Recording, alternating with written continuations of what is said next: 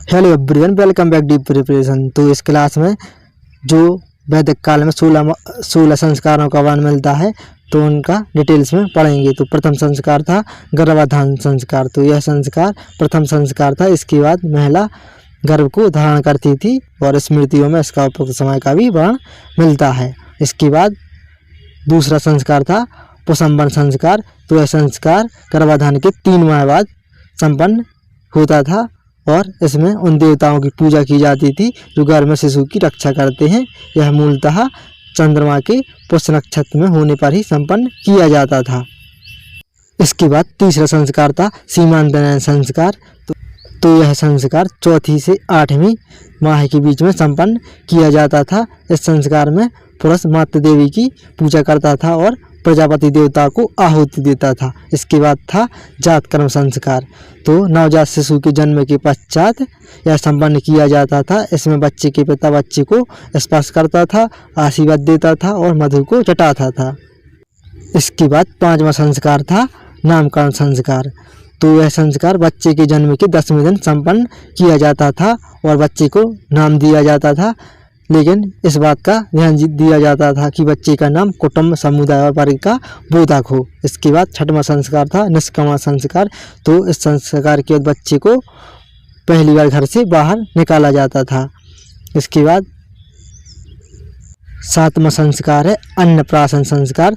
तो इसमें बच्चे को 6 माह बाद प्रथम बार अन्न को खिलाया जाता था।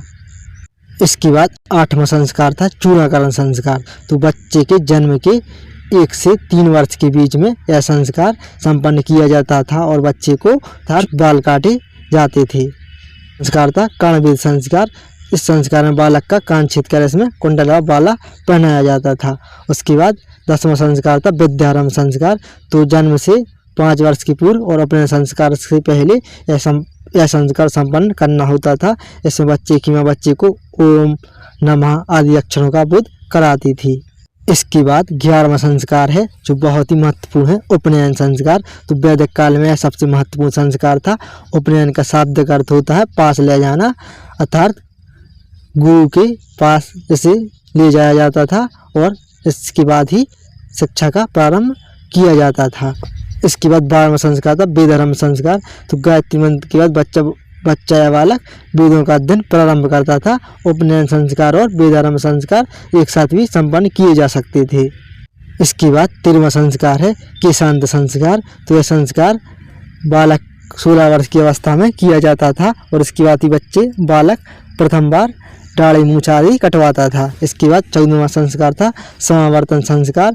तो जब बच्चे की गुरुकुल में शिक्षा पूर्ण हो जाती थी तो बच्चा घर वापस लौटता था और समावर्तन संस्कार संपन्न किया जाता था। इसके बाद बच्चे को स्नान कराया जाता था। उसके बाद बालक स्नातक कहलाता। इसके बाद 15वां संस्कार था विवाह संस्कार। तो इस संस्कार के बाद व्यक्ति गृहस्थाश्रम में प्रवेश करता था और वैदिक काल में विवाह की 8 विधियाँ प्रचलित थीं। इसके बाद 16वां संस्कार था अग्निहोत्री संस्कार। तो यह मानव जीवन का अंतिम संस्कार था। इसी प्रकार की और क्लास के लिए हमारे चैनल को सब्सक्राइब करें और वीडियो को लाइक शेयर जरूर करें।